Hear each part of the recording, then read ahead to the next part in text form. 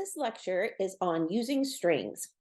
In this lecture, we're going to explore how to use the string class from the Java API.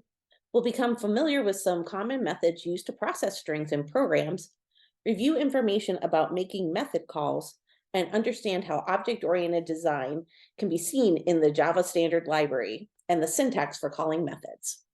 Earlier this semester, we talked about how Java is an object-oriented programming language, and object-oriented is just a style of organizing a program. Object-oriented programming is a way of thinking about a solution for a program and organizing your thoughts and all the different instructions included in solving that particular problem.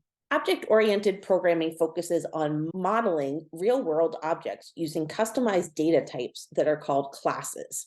So sometimes you'll be reading about object-oriented programming and it will talk about a class.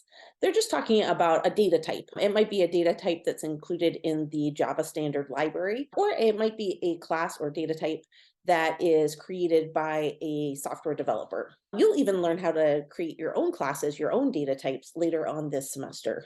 Variables that are created from a class are called objects, which is where the term object-oriented programming comes from. So again, later on this semester, we're going to learn how to create our own custom data types to organize our programs. But at this point in the semester, we're just beginners, and we only need to use the object-oriented data types that are already provided for us in the Java API. API stands for Application Program Interface, and it's the official name of the Java standard library. It's a beautifully organized and extensively documented collection of both data types and methods, and you can get access to it through the web. I have a direct link to it here.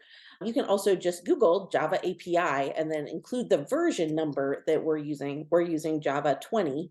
Which is the most up-to-date stable version in fall 2023. So we can click on the link and it'll take us to the Java API.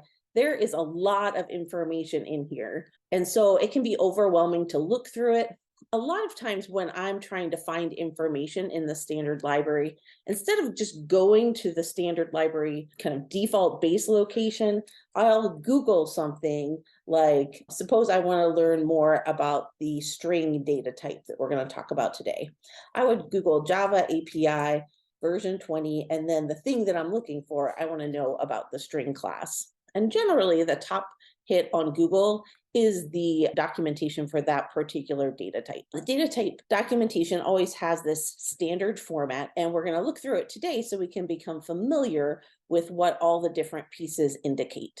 It's important to realize that in order to use one of the classes, the data types that is provided in the Java API, we need to be able to bring that information into our program. And to do that, we need a special command.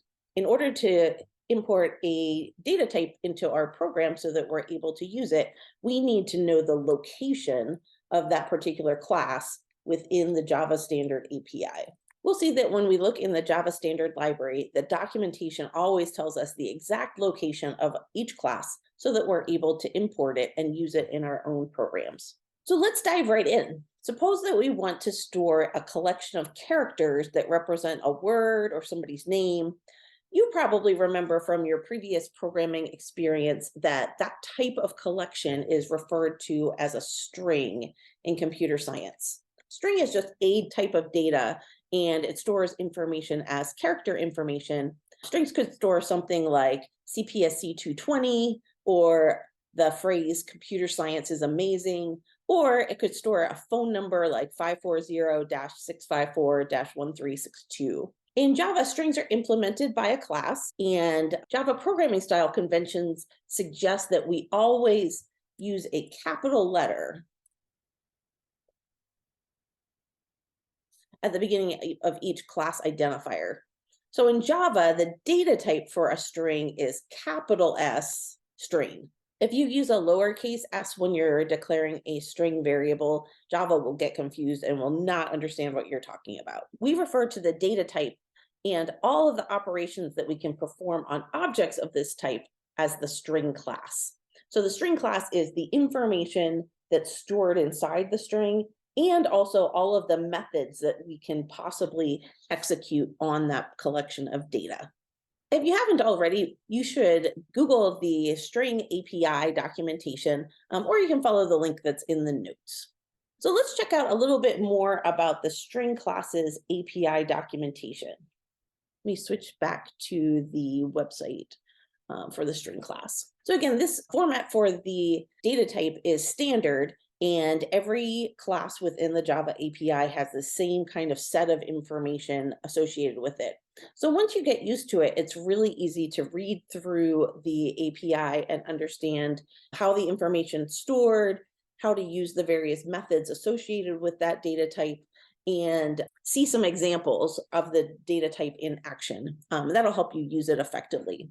At the very top of the API page, there's always something that says the package.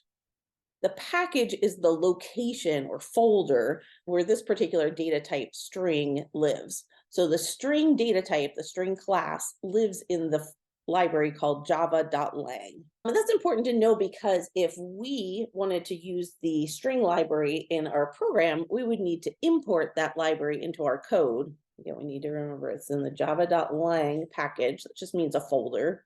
And to make it available to our program, we need to use the import command. So if we wanted to import java.lang, that library, into our program, we would say import, and then a space, and then the name of the library, java.lang. And then because we want to import all of the different capabilities from that particular library and be able to use any function or any method that's part of the string class, we're going to put a .star. The star is actually a wildcard character, so it means include everything that's in that library. If you're really only interested in using one or two methods and you know ahead of time what those methods are, you could list those here instead of using the asterisk, the wildcard character. Typically in this class, I locate the library and then I say, I just might use everything that's in that library. So I import the entire library into my Java project.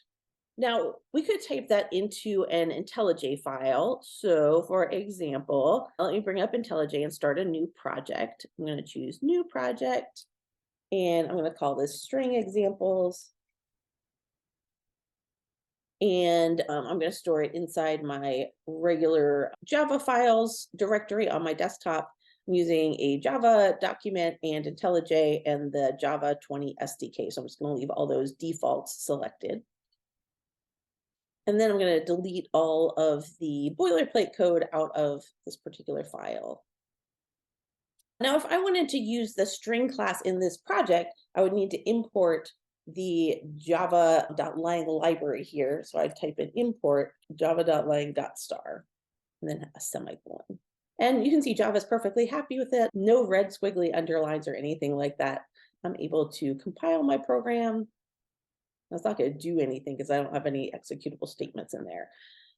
We should see that it runs and nothing happens. It just finishes with the exit code 0, which is Java's way of saying everything's good, 2 thumbs up. So interestingly enough, the java.lang package is actually automatically imported into every Java program. So you can actually omit that import statement. It's not absolutely required. All of the other packages that we're going to talk about this semester are not included implicitly, and so you will have to explicitly list those as imports. But the java.lang package is so standard that it's included in every Java file. So everything that I would write in my example Java program would work just as well if I deleted that java.lang.star. So we're using this just to practice importing a library. But again, remember, you don't actually have to import java.lang into your projects. It's included automatically.